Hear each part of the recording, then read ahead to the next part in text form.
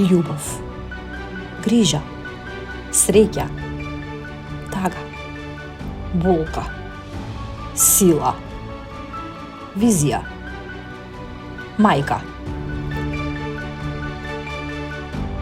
Започнува Мама Визија.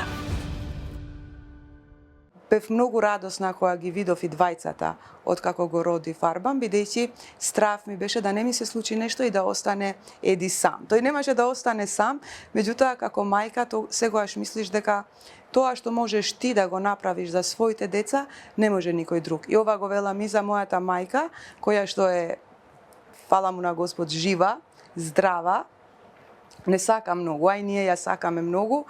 И знам дека кога имаш некоја така по-сензитивна потреба, по-сензитивен разговор, како што може мајката да те слуша, не може никој.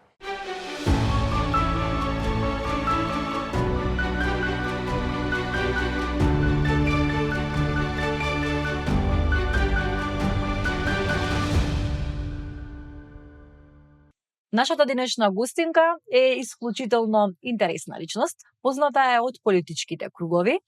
Таа е актуелен портпарол на ДУИ, воедно поранешна пратеничка, но ретко кој знае за неа дека таа е поранешен државен шампион во џудо. Интересна животна приказна, мајка на 2 сина. Досега речиси никогаш во ниту еден медиум да не зборувала за нејзиниот приватен живот и ми направи огромна чест што ја прифати нашата покана да биде дел од Мама Визија. Добре ни дојдовте, Арта Билјали, Зендели, добре дојдовте во Мама Визија. Добро ве најдов, благодарам на поканата, благодарам на можноста и благодарам на тоа што ме теравте да размислам во студио за мојот приватен живот, освен за политичките тези. Навикнати сме на политички тези и ова ми е некако баш интересно. Фала ви. Ова ќе биде една ваша оддишка, би рекла, од тие политички теми на дискусии. Ве знаеме од екраните во вашите гостувања за различни политички теми, но овој пат малку повеќе да ве запознаеме и поблиску. Конкретно ќе се фокусираме на вашето лично мајчинство. Вие сте мајка на 2 сина, ќе ги поздравиме Еди 18 годишниот, поголемиот, и Арбан 13 годишниот син, кој што не придружува во студиото како една сладка публика. Ајде да започнеме од почеток. На која возраст се изреализиравте како мајка? Првиот син ми се роди кога имав таман 27 години. Мислам дека таа беше една оптимална возраст за да станеш мајка, со оглед на тоа што се омажив на 25, на 27 го добив првиот син. Сега, искрено, кога ќе гледам некоја 27 годишна, мислам дека е многу млада, меѓутоа и животот малку се менува, трендовите се менуваат, но сепак добро е што можеби сум ги родила во тоа време, пошто сега се малку повозрасни, малку поавтономни, да не кажам независни, што ми помага и мене во мојата автономија да делувам и политички, и на факултет, и со луѓе, и вака со емисии, пошто и ова е одредено жртвување и за мене и за нив. Апсолутно и за вашето семејство. Да. Ајде да одиме од моментот кога се запознавате со вашиот сопруг Елвир Зендели. Кога се запознавте и како? Каде се запознавте? Тоа беа денови кога уште учевме во гимназија двајцата. Тој беше другар на другарите на брат ми и така се запознавме устанавме едно заедничко друштво и така некако почна тие првите пеперутки. Во таа возраст тоа беше многу убаво чувство. Уште е, пошто нормално сме заедно без прекин од 1999 година. Секоја чест. Така преку пријатели, преку заедничко друштво. Знаевте ли од самиот почеток дека тоа е тој? Понекогаш ние жените имаме некоја интуиција и таа женска интуиција 100 пати се покажала дека е во право. Мислам дека знаев. Мислам дека знаев, да. Мислам дека знаев. Имаше нешто што ме привлекуваше и што ме тераше да го одвојам од другите. И мислам дека изборот ми беше правилен. Пак да се вратам во тоа време, пак истиот избор би го направила. Имаше ли момент на запросување кај вас? Како се одвиваше моментот на тоа да знаете дека одите чекор понапред, вие сте биле нели во врска, тој ве запроси некако свечено, изненадување, со вадење на прстен. Како отидовте во следниот чекор после врската за тоа да знаете дека сакате да склучите брак? Све одеше чекор по чекор. Значи немаше некоја голема романтика за просување така натаму, но све како што стануваше позрела врската, така во одреден момент му кажавме на брат ми поголемиот, кој што беше другар, да. Беше малку изненаден, Артан, но после тоа им кажавме и на моите дома, неговите веќе знаеа, па така една вечера заедничка родителите, демек да, иако и родителите ни се знаеа, особено мојот татко со неговиот татко, после направивме една мала веридба и на крај свадбата. Кога почувствувавте дека сакате да станете мајка? Во бракот дали разговаравте, дали бевте од оние парови кои што прават план? Да, еве сега е време за дете, или бременоста дојде изненадно во вашето семејство? Мислам дека со план беше, бидејќи бевме долго време во врска пред да стапиме во брак, и бракот го склучивме и за нас, но и за потомство. И мислам дека тоа беше не така планирано, форсирано планирано, но не беше некое големо изненадување, сепак беше пријатно изненадување. Како изгледаше тој ден кога дознавте дека сте бремена? Присетете се на тие моменти кога дознавате дека сте бремена. Како се чувствувавте во тој даден час? Сега не знам како се чувствуваат другите мајки, но мислам дека кај првиот бев многу уплашена, а кај вториот бев многу радосна.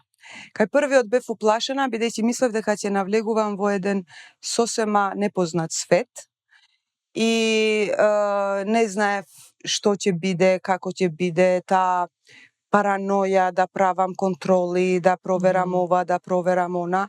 Иако татко ми е лекар и памтам некоја контрола се препорачуваше тогаш, сега има многу повеќе, но станува збор за 2007 година. И јас сакав некоја контрола што беше и скапа, приватна. И татко ми како лекар вика, таа болест што сакаш да ја провериш се случува еднаш во 100.000, ако не е генетска. Ние генетски немаме ништо. Ни од Елвир немаат ништо. Да. Ти можеш да ја правиш, ама медицински ти кажувам дека шансите се скоро рамни на нула. Да. И така одредено време со татко ми да ја правам, да не ја правам, да ја правам, да не ја правам. И се одлучив не ја направив. Некоја контрола, не знам, не беше за некој синдром може би или за некој некоја синдром, болест. предпоставив, да. Да, но тоа вие всушност уште во бременоста сте имале таа силна мајчинска потреба вашето дете да биде живо и здраво, и сакате максимално се што е можно да се провери. Тоа мислам дека го има секоја мајка од страв дека нели сака да има здраво дете. Какви беа 9 месеци бременост? Дали имавте лесна бременост? Во првата бременост. Да, од прилика да. Меѓутоа на крајот од бременоста, значи работев цело време, во тоа време бев асистент на факултет, работев цело време, но во последниот месец од бременоста увидов случајно сосема дека рацете ми се надуени. И веднаш со татко ми на телефон ми кажува да го мереш притисокот ми беше покачен и затоа бев приморена да имам раѓање со царски рез.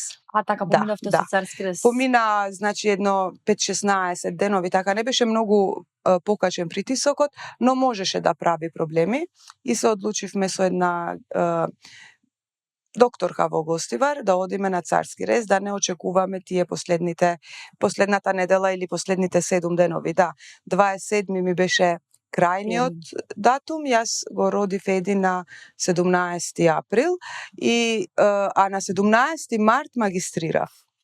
Значи кога сум магистрирала, сум била трудна, 17 март, ја не знаев дека за еден месец ќе го родам Еди, меѓутоа тоа беше убаво, значи спонтано одеше 17 март, 17 април, убаво чувство. Секогаш кога ќе дојде 17 март, се сеќавам на тој ден, бидејќи нормално огромна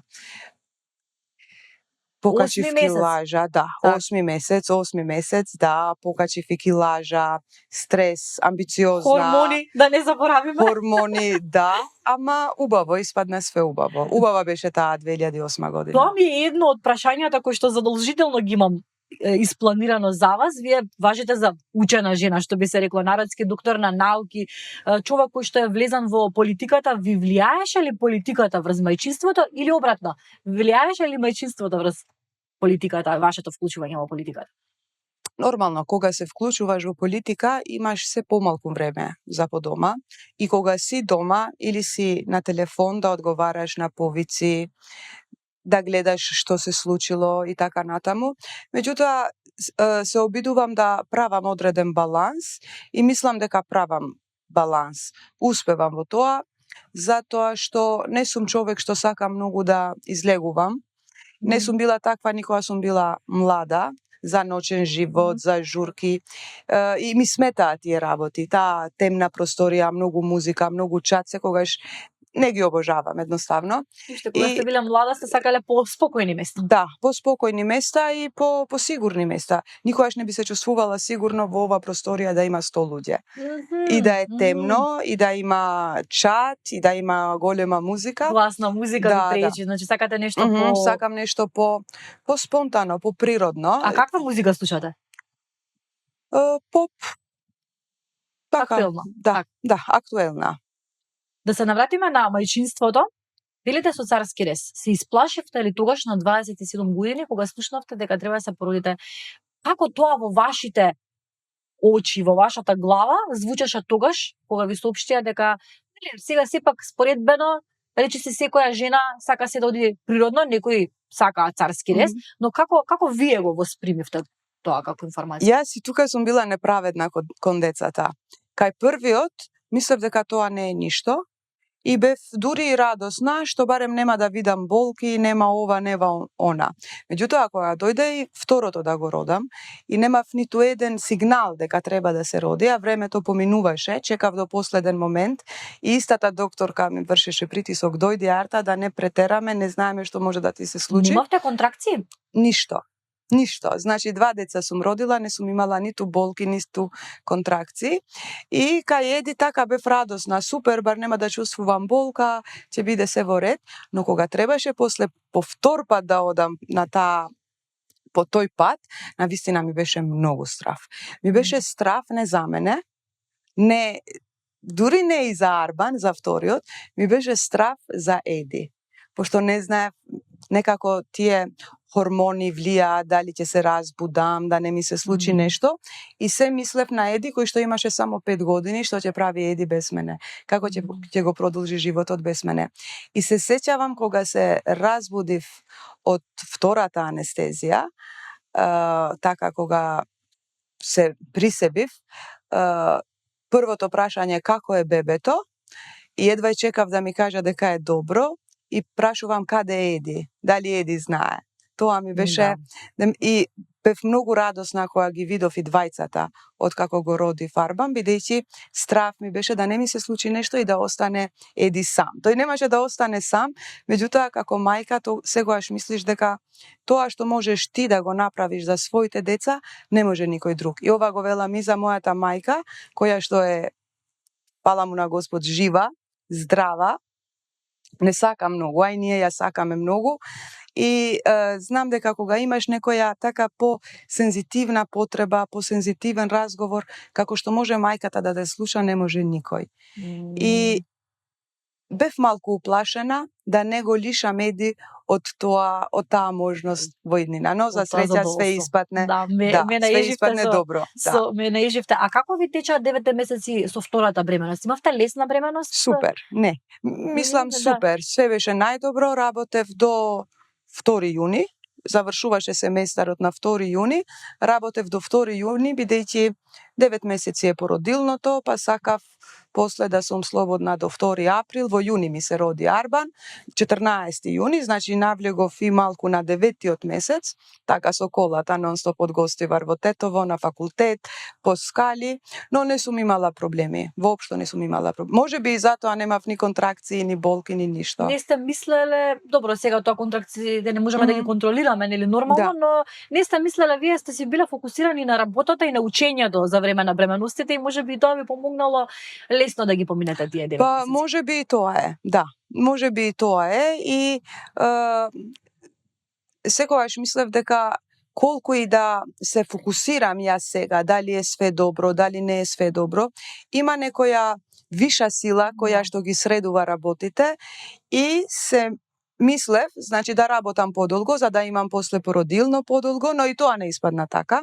Да сум фокусирана на другите работи, па за ова има таа виша сила Господ кој што ќе ги средува и со една добра верба, со позитивни мисли, да ги гледаш секогаш, да ја гледаш позитивната страна на работите, мислам дека и пола од работата е завршено убаво, кога мислиш убаво. Но и овде ќе го нагласиме моментот редовни контроли. Секоја една жена треба да ги прави редовните контроли гинеколошки за во случај не дај Боже да излезе нешто навремено да се реагира. Велите дека не испадна така, бременоста не траела 9 месеци. Зошто го велите тоа? Породилното не траело 9 месеци. Што се случи? И тука пак неправедна сум кон децата. Кај Еди можев да останам 9 месеци, памтам кога требаше да тргнам на работа јануари, од април во јануари, кога го заспивав, плачев. Искрено плачев. Го гледав како спие и плачев. Мислев дека ќе се одделам више од Еди, пошто ќе одам секој ден на работа. И не знам зошто толку ми беше жал. Иако имаше кој да го чува, живеевме во тоа време со свекорот и свекрва ми. Таа беше 48 годишна, скоро колку што сум јас сега, плюс неколку години. Таа беше и радосна и добро го чуваше. Меѓутоа, јас како мајка мислав дека ќе се оддалечам и нема да можам да му се да сум до Еди од Сабајле кога ќе да му се посветам максимално. Но на втората бременост, кое што мислев дека ќе го користам, затоа работев до 2 јуни, мислам, за да користам повеќе, ми се случи, не знам што беше тоа правило тогаш на универзитетот во Тетово, не отвараа конкурси кој како ќе докторираше или како ќе ги исполнуваше условите, туку чекаа да се направи една поголема група и тогаш да земаат одобрение од Министерство за образование, финанси и да не авансираат. Јас докторирав во 2011 година, крајот од 2011 година, Арбан се роди 2013 во јуни и разбирам од факултет, пошто контактирав со колешките, дека ќе отвараат конкурси за сите што меѓувремено имат магистрирано, докторирано и јас требаше да се авансирам во доцент. Се интересирам во Министерството за образование, ако сум на породилно, дали може да се авансирам? Ми викаат не можеш. Или ќе го прекинеш породилното, или ќе чекаш од кога ќе ти заврши породилното. А вие сте на породилно веќе отприлика 4 месеци, така? Да, 3-4 месеци, значи, бебчето е мало. Бебчето 14 јуни, ова се случува почетокот од октомври. 3,5 месеци. 3,5 месеци, плюс и го доев. И размислувам, одам кај деканот, се обидуваме да најдеме решение и мислам дека и системот малку ни е неизвесен, што не помага на мајките кога се во породилно, а да не зборуваме за самохрани мајки и така натаму. Деканот се обидуваше, но немаше решение. Да, законски не може едноставно. Законски вика, ако ти си на породилно, не беше проблем дека мене ќе ме авансираат од како ќе ми заврши породилното, но не знаевме кога ќе има повторно групен конкурс.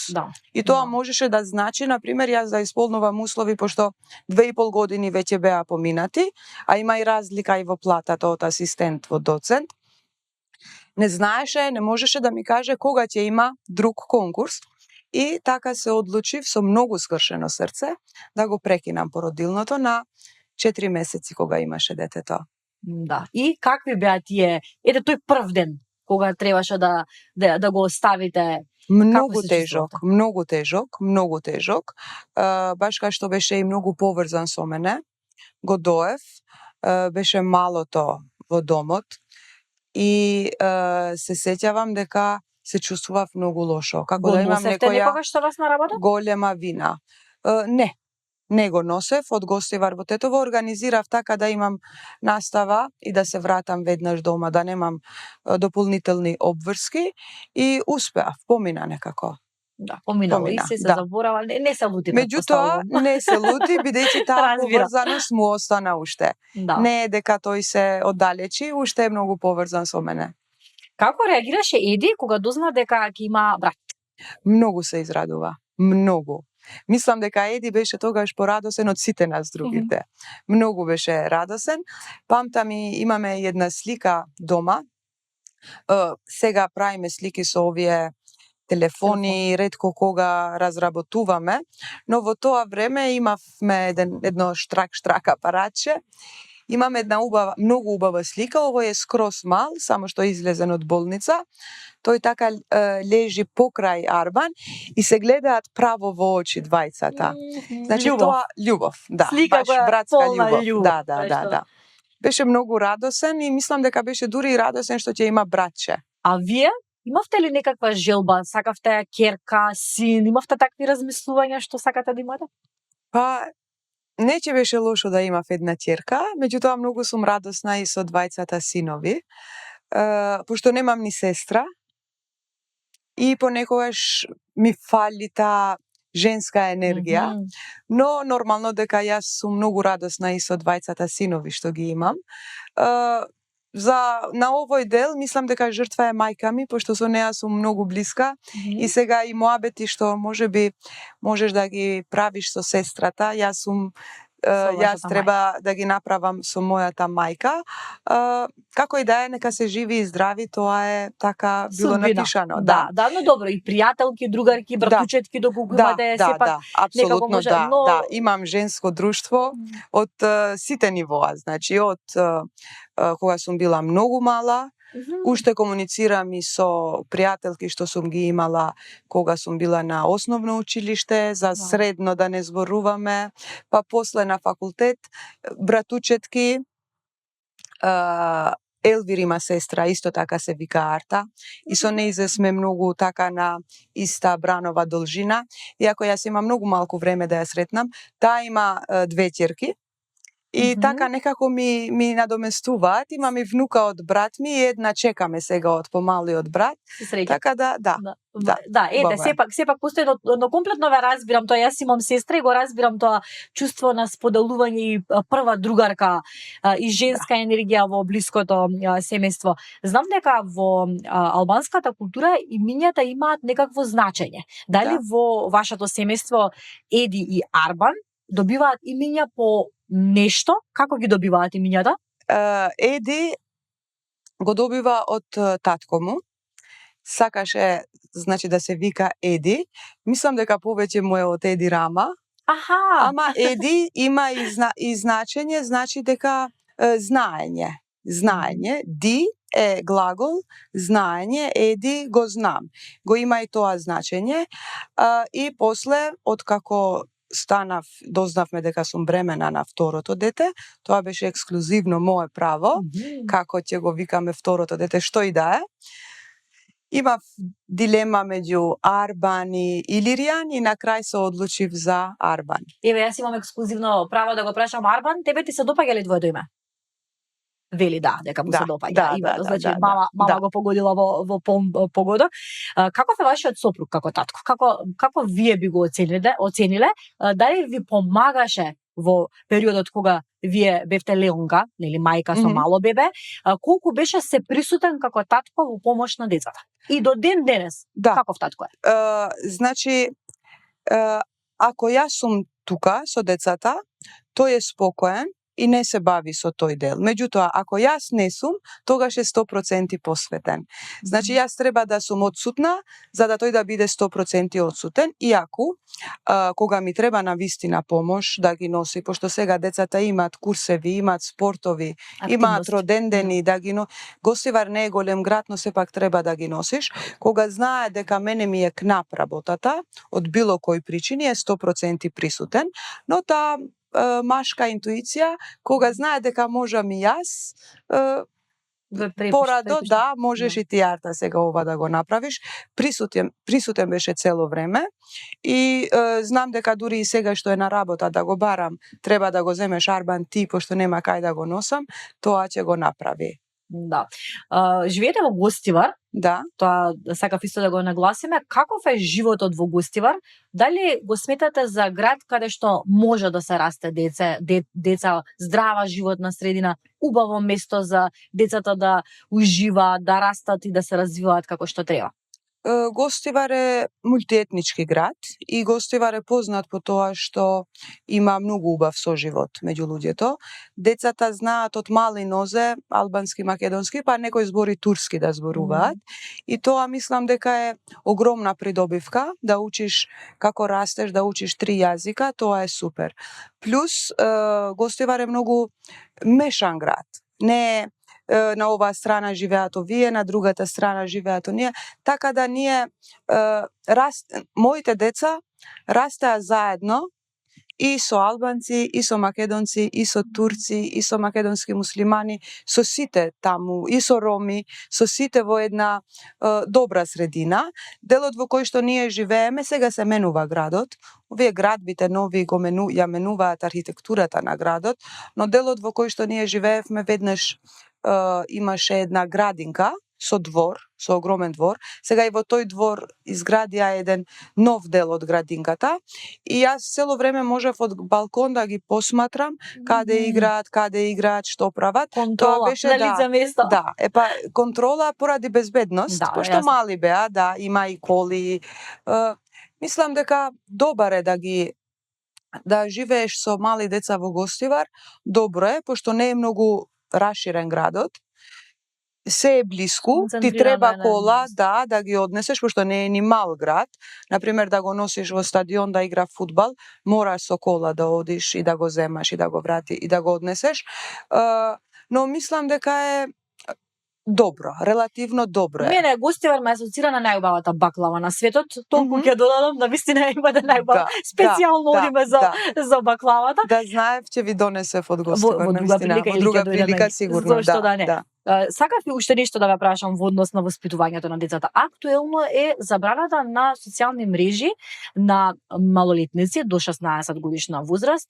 Почна од Австралија, Словенија е една од земјите во поблискиот регион кој што го прифати ова правило. Што мислите вие за ова? Дали вие како родител им забранува, сега добро веќе се и поголеми, освен Арбан кој што има уште 13 години, но вршите ли контрола во тој поглед на вашите деца однесувањето на интернет од нивна страна? Да, мислам, не можат овие да пишуваат или да објават што ќе им текне или да коментираат на кој како ќе им текне.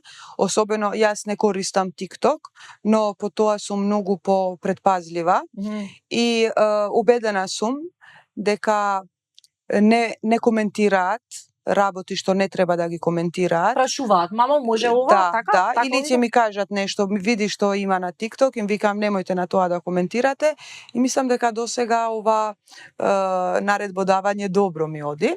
Што се однесува до 16 години, мислам дека е малку амбициозно 16.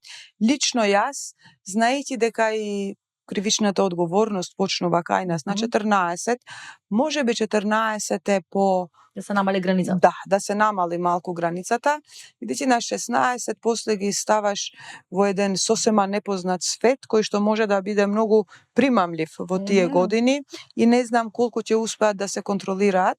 Подобро на 14 да се Мислам дека 14 е поидеално, особено имајќи предвид, например, дека и кривичната одговорност во одредени држави почнува и порано од 14, така да 16 ми изгледа премногу амбициозно. Живеете периодов живот со 20 тинејџери, едниот е на праг на адолесценција. Да. Каков е животот на една мајка со еден тинејџер и еден адолесцент? Не е лесен, се обидувам нон-стоп нешто да им давам совети, ги прашувам како поминавте, дали ве распраша некој, дали имате некој тест, дали се случи нешто во школо, понекогаш им станувам и така досадна. Меѓутоа тоа го правам за да знам што се случува во школо, да немаат некој проблем. Или ќе излезе, например, Еди сака повеќе да излезе 18 години. Што е нормално. Со кого беше? До каде? Се отвораат ли? Знаете, велат многу често ќе рече некој, машките деца потешко се отвораат од женските. Не, кажуваат. Кажуваат, но понекогаш гледам дека се така зачудени зошто ги прашувам. Што те интересира со кој бев, например, во тој кафич и со кого отидов на друга. Па викам сакам да знам, мама, сакам да знам, така те прашувам и добивам информации. Уште така добивам. Не знам после емисијата дали ќе добивам. Тоа го правам за да знам со кого се дружат и да Јас сум мислам уште информирана. повеќе дека ќе добивате Да. после емисијава, дека уште повеќе. Се надевам. Не, отворени се и радосна сум поради тоа бидејќи ми кажуваат. Мислам дека ми кажуваат што им се случува и кога имаат некоја мака и кога имаат некоја, да, споделуваат со мене. Која е формулата мајка на син да се доближи до синот и да стане најдобра другарка за него? Искреноста. Никогаш не ќе лажам за ништо. И мислам тоа го правам бидејќи како човек сум искрен, но сакам и кај нив тоа да го вметнам како правило. Треба да си искрен, треба да се соочуваш со работите и не треба да живееш под страв. Што и да си направил некоја грешка, ти треба да се соочиш со тоа. Затоа викам, размисли убаво, особено на Еди, што правиш денеска, бидејќи утре ќе ти дојдат последиците. Да. Све викам, сите имаме ситуации кога сакаме некоја девијанција да направиме, сите сме биле млади. Јасно. Да. Меѓутоа, последиците отпрва доаѓаат. Затоа викам биди што попредпазлив и што и да направиш, да ми кажеш, ќе најдеме решение. И мислам дека успеваме во тоа бидејќи не дека прави проблеми, но ми кажува. И кога има некоја мака така подлабока или нешто што сака некому да му се довери, ми кажува и за среќа секогаш сме нашле на решение и ми веруваат. Добро, и да се сгреши е човечки, нели, од грешките учиме и велат дека од сопствените грешки најдобро учиме, а и тие тинеџерски години дозволуваат малку и брливост и сега па не мора да бидеме нели комплетно мирни и не можам. Не, моите деца не се такви како што би сакала јас, на пример, да се вратат од школа, па да читат лектира, па да пишуваат домашно. Не се такви. Им се гледа фудбал, па сакаат да јадат, па сакаат да одат на вежбање, Еди оди на теретана, Арбан на фудбал, па после се уморни, па јас нон-стоп им го повторувам те истиот рефрен, што имате за учење, што имате за учење. Ајде да учиме, ајде земете да учите. Не се така робот деца, робот во позитивна смисла, би сакала да се, ама не се менува времето и се обидуваат да ме убедат дека не е веќе тоа време за ти што мислиш како ти си учела, пошто знаат дека јас нон-стоп имам некоја книга или таму кај што во дневната соба или на комодата што ја читам, нон-стоп имам книга. Во текот на летото, на пример, многу читам и разни книги. Да, и белетристика, не само образовна, сакате да кажете, читате литература која што ве опушта, така? Литература надвор, бестселери сакам, сега го читам оној Алекс Фергусон Leading, еден бестселер од сите времиња, добро, убава книга. Кажува како кога почнал да управува со фудбалскиот клуб Манчестер Юнајтед, никогаш не помислил дека после 30 и нешто години ќе треба во Харвард да предава како тој станал толку добар менаџер и успешен менаџер. И нека биде ова за сите студенти што не следаат, едно златно правило, вика, во животот е да слушаш и да гледаш повеќе отколку што зборуваш. Значи, цело време да тоа што сакаш да го постигнеш, да го имаш пред очи и да слушаш и коментари за тоа од другите. Не се прави лидинг, јако звучи индивидуалистички лидинг, но сепак тоа е дел од тимската работа и да имаш секогаш и слух и поглед на тоа што другите ти викаат за одредена работа. Какви ви се вашите желби? Сакате ли вашите деца да бидат еден ден влезени во политиката и да бидат политичари? Не знам. Не сум сигурна. Не сум сигурна, бидејќи е многу тешка, жртвата е многу голема и не секогаш го добиваш тоа што го очекуваш. Не го викам ова на материјално поле, туку го викам во поле на реализација. Јас релативно брзо напредував, но јас релативно касно се вклучив. Јас кога се вклучив 2019 во Генералниот совет на ДУИ, веќе имав 38 години. Значи бев и доктор, и вонреден професор, ама да почнат од многу млади не сакам. Мислам дека сепак ќе се обидам да ги ориентирам во приватниот сектор. Да, а велите дека ги инспирирате и мотивирате и барате секаков можен начин, можам да замислам, познавајќи ве вака и воспримајќи ве, дека се обидувате да ги мотивирате да учат. Да. Ми рековте кога се договаравме на телефон за разговорот дека ќе споделите интересни анекдоти, како ги мотивирате децата и како тие реагираат на тоа дека треба да учат. Ќе ви споделам едно-две случувања што ми се случија со Еди. Беше многу добар по математика, но сега запоставува. И нормално и материјалот сега е многу потежок во споредба со кога беше помал. Влезем пред Нова година беше ова, последниот тест од минатото полугодие. И ми излегува од неговата соба така намуртен, сериозен, пошто е сериозен и на изглед е сериозен. Мамо, еве ти си успешна, си имала успешна кариера. Си докторирала на 30, колку имаше? Еве сега си ова, сега си она, почна тој како ме гледа. Позната личност се, сите те знаат, тоа им е многу битно да те знаат сите, да. Кажи ми една работа, ајде Еди, кога ти треба синуси и косинуси во животот? Викам, што да му кажам? Сите се прашуваме. Викам, не, дали ти треба, значи прашува капциозно, да ти наметне, се најдоа ли во животот? Дали некогаш? И викам, го слушам и викам, да. Викам, да, ама не сум сигурна како ќе продолжи разговорот. Вика, кога? Пошто беше чудо невиден. Викам, кога требаше да земам 5 по математика. Аман, мамо, више се. Друг пат, дали ти треба? Еве, знаеме дека тогаш ти треба. Друг пат, па сега ми треба, тебе треба да ти раскажам што е синус, што е сам ќе научам, само ти не ми раскажувај. Така тоа беше интересно и на пример кога ќе ги терам да учат, Арбан повеќе слуша. Ќе му кажем, земи учи географија, имаш утре, ќе го научи текстот. Со Еди ми оди малку потешко. И имаш утре биологија, што ми треба биологија? Добро, Еди, треба да знаеш. Нема јас да се бавам со биологија, плюс вика, што и да ми треба во животот, еве мамо, ChatGPT, сакаш делови од срцето? Ти гарантирам дека ти не ги паметиш како што јас сега ќе те ги кажам, и отвара ChatGPT, интелигентен е, чита и вика, па овие јас ги знам и без ChatGPT. Викам, гледаш како се чувствуваш сега дека си повреден? Воопшто не е така. Штом го имам телефонот, нема врска, јас што знам, ChatGPT сите ги има. Значи, мислам дека и му кажав, замисли дека може еден ден да се забрани ChatGPT.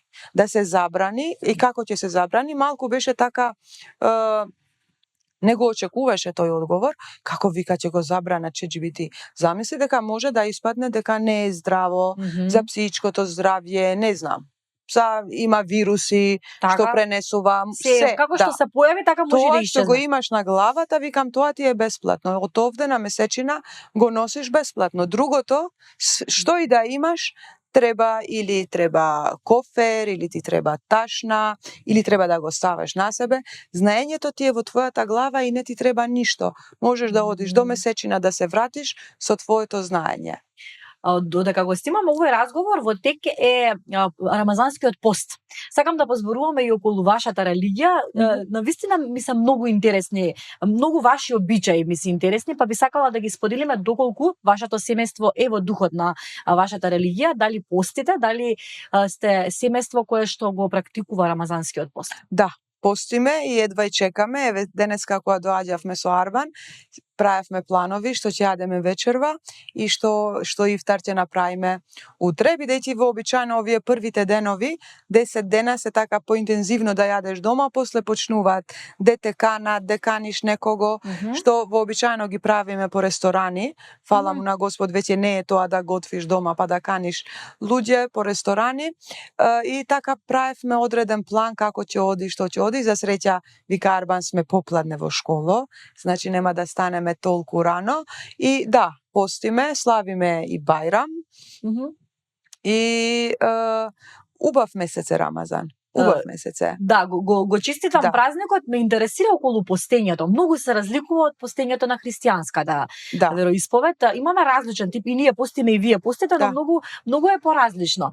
Како вие лично го доживувате? Која е всушност целта на ова постење? Не зборувам само од нормално духовниот момент, но како вие го доживувате и духовно и здравствено овој начин на исхрана? Па духовно нормално да, бидејќи тоа ни е како фарс, како нешто задолжително од нашата религија. Значи 5 се задолжителни работи што секој муслиман треба да ги направи, меѓу нив е и рамазанскиот пост. Духовно значи да, но и здравствено јас лично го доживувам како детоксикација. Значи да не пиеш кафе, да не јадеш ништо, ни благо, не сум некоја што пази многу. Како издржувате? Вие всушност се издржува. Јадеме навечер. Од колку? Оваа година до 10 до 5 сабајле. Значи до 10 до 5 можеш да јадеш. Вообичаено ќе станеме во 3:30, ќе јадеме нешто со децата, ќе пиеме вода. Наутро станувате така, наутро станувате? Да, јас легнувам, не можам. Има некои луѓе што ќе јадат во 11-12 и тоа е тоа.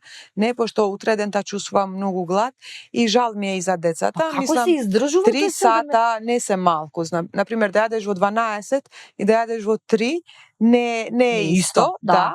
И затоа стануваме 3:30, ќе јадеме нешто и после легнуваме повторно. И станувате потоа и го издржувате денот и сега се јаде вечерта од 5:20, 5:19 не е многу.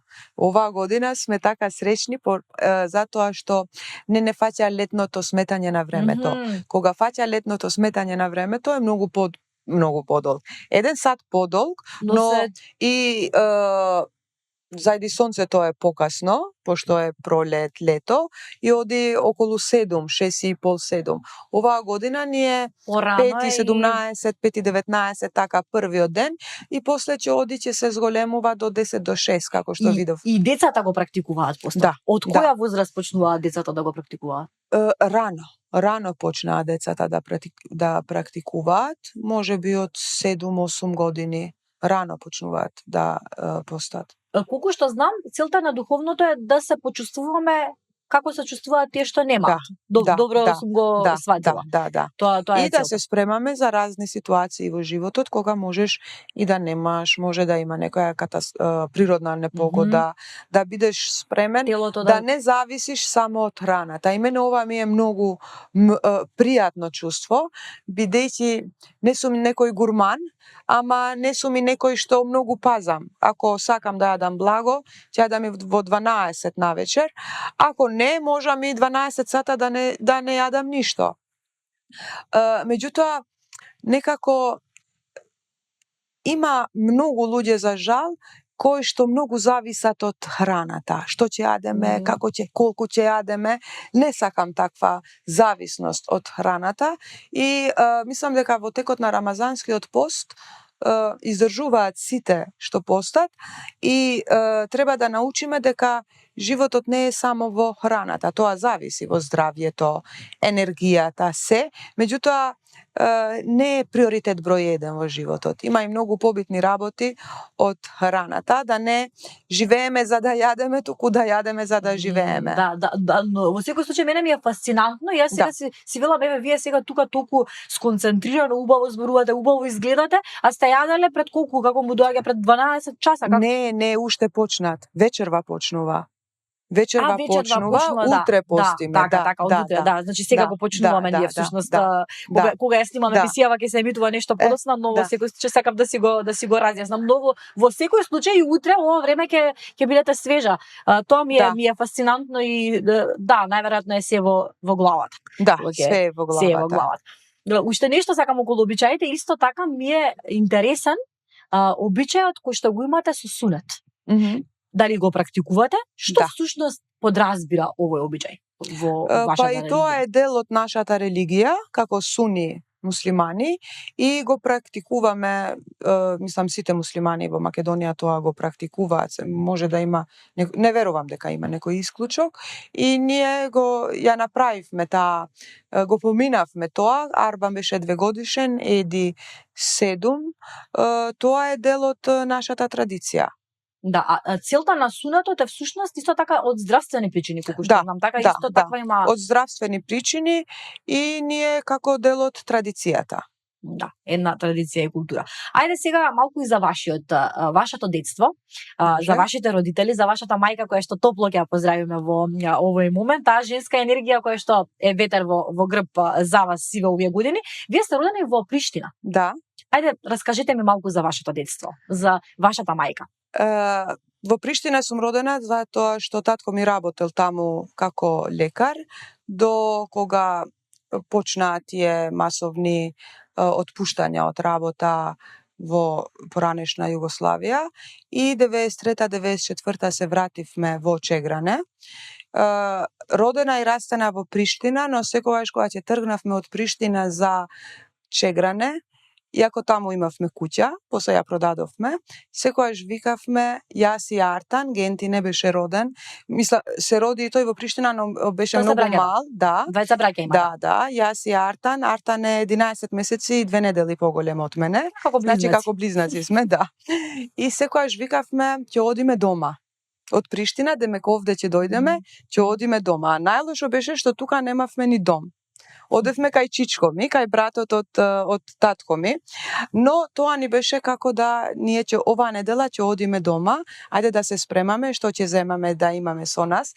И до 93-94 живеевме таму, ја продадовме куќата, се вративме во Чегране и поради тоа што до која година живеете? До 13 години живеете. 13 и нешто, Артан 14 и нешто, се вклучивме веднаш во училиштето таму во Чегране, пошто се сместивме во Чегране. Убаво ни беше, бидејќи и често патувавме од Приштина, скоро секој 2 недели доаѓавме од Приштина. Имавме друштво, школото ни беше блиску, па така во некоја друга средина.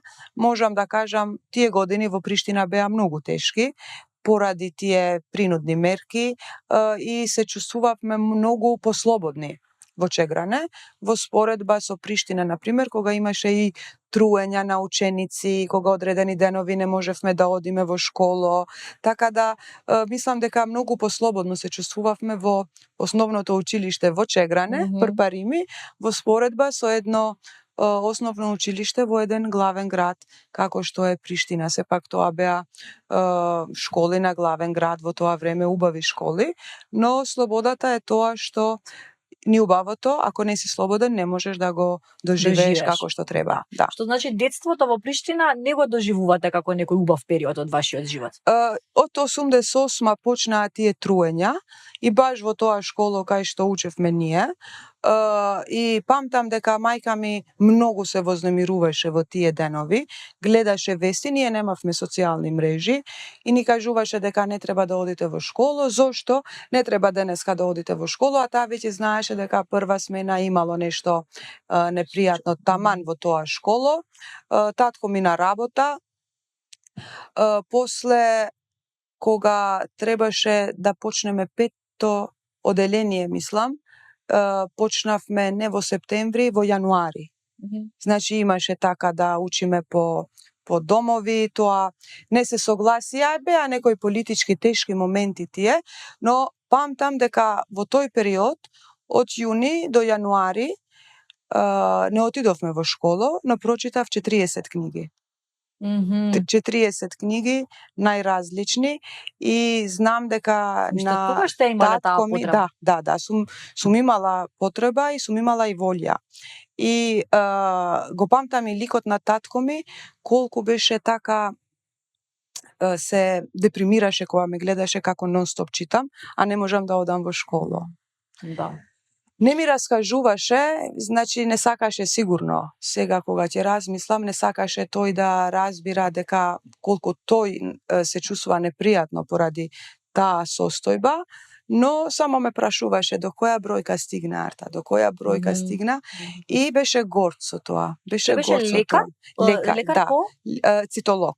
Лекар за рано откривање на ракот на дојката и матката. Цитолог беше еден од ретките во Косово, беше единствен во тоа време. Некој од вашето семејство ја почна ја тргна по неговите, некој од вашето семејство тргна по неговите стапки? Да, помалиот брат е лекар, сега на специализација хирургија, хирургија при крај, веќе чекаме да специализира. Значи вие сте најстара сестра? Артан, вие сте економист, тој работи во приватниот сектор. Така. Јас и Генти е лекар. И лекарот. Да. Како го паметите вашето детство со браќата, значи и каква мајка беше вашата мајка во тоа време, како ве воспитуваше, се препознавате ли себе си денес во неа? Мислам дека мајка ми беше и остана хероина, во смисла на тоа што многу се жртвуваше за нас. Таа, например, ја остави работата кога се родив јас, за да може да не порасне и мене и Артан. Артан едногодишен, јас помала. Таа ја остави работата, јако работела како медицинска сестра во тоа време. Зборувам за 81 година. И после се запосли тек во 2000-2001, многу касно, откако ние веќе бевме пораснати. Да. Беше многу пожртвувана, сакаше све да ни биде во ред, и уште и ден денеска, значи, мислам дека таа е пожртвувана мајка во споредба со мене. Јас можам да им кажувам на децата, направи го тоа сам, еден ден ќе живееш сам, што ако ја не сум овде, ќе тргнеш ли без јакна ако јас не сум овде? А мајка ми секогаш ни ги надополнуваше тие потреби, но никогаш не коментираше, тоа го правеше како, да, ќе ни ја облече јакната, и мислам дека сум имала среќа. Се гледам во одредени моменти, нормално, се гледам себе си како беше таа порано, но незината пожртвуваност за децата, јас мислам дека никогаш не можам да ја стигнам. Уште се пожртвува и за моите деца. Да има тие некоја мака, да, ќе ја бараат мојата мајка, ако се незадоволни кон мене, ќе ја бараат нејза и таа мене ќе ме кара, сега се жртвува за нив. Значи, не знам, може би е друга генерација. Може би затоа што, например, таа имала, самата моја мајка имала болна мајка, која што умрела многу рано, и може би сакаше тоа што сама не го доживеа да ни го пружи нас, и успеа во тоа. Да знае дека успеа во тоа, и се надевам да има што подолг животен век, да ни се најде. Мислам, незината пожртвуваност, незиниот слух за нашите проблеми, незината грижа дали сме сите добро, да не провери сите и мене и Артан и Генти, иако мене, например, ми се јавува поретко, но кога ќе поминат 24 часа без да и се јавам, ќе ми напише една кратка порака: Арто, што правиш? Само толку. И јас само треба да ја одговарам. Вообичаено ја барам, пошто знам дека понекогаш и претерувам: Арто, кај си? Само толку.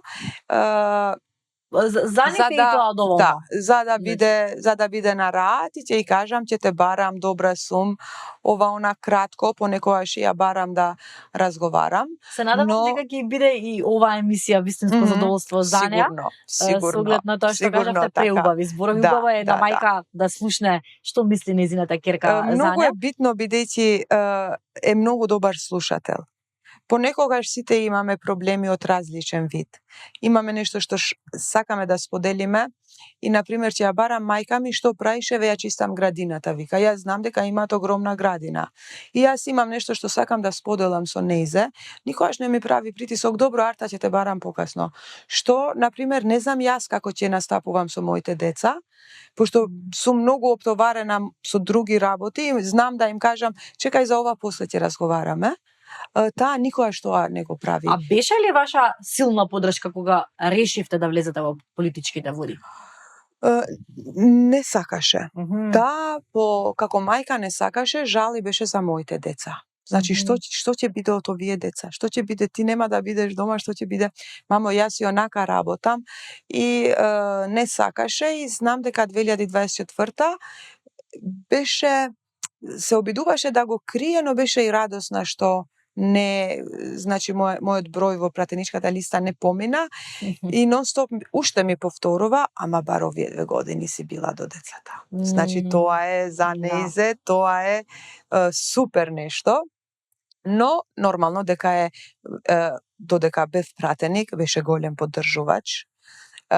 Се дружевме како пратенички многу со Бисера Стојчевска, што беше поранешна министерка, и во одреден момент Бисера станува министер за култура. Да. А бевме пратенички. И сега гледа на телевизија дека Бисера ќе биде министер. Арта, со кого ќе се дружиш во Страсбург? И на вистина ми паки знае Бисера, знае Бисера дека мајка ми така коментарот. Сега со кого ти ќе одиш во Страсбург, пошто поминавме многу добро. Значи, информирана е, има огромна емпатија, има огромен слух и многу е, значи, се посветува. Ако јас имам некоја потреба, 100% ќе се посветува. Приоритет над приоритетите секогаш и беа децата.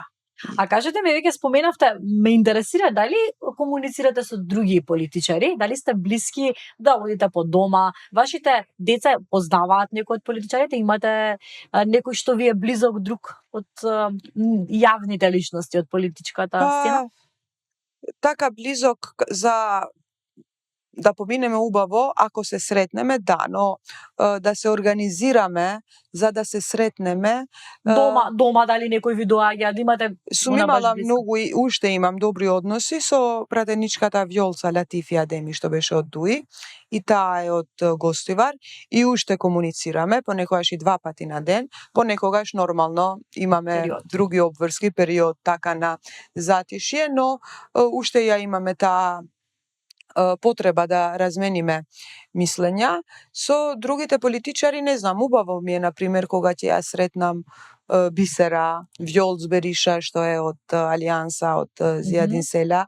Таа ја гледам почесто, пошто е и таа на факултет за албанолошки факултет, меѓутоа сме на истиот универзитет и понекогаш така ќе се договориме да пиеме кафе. Нормално со овие Дуи, со Арбер сум и на факултет, и во партија. Со Фатон имам одлична комуникација и со Бујар Османи.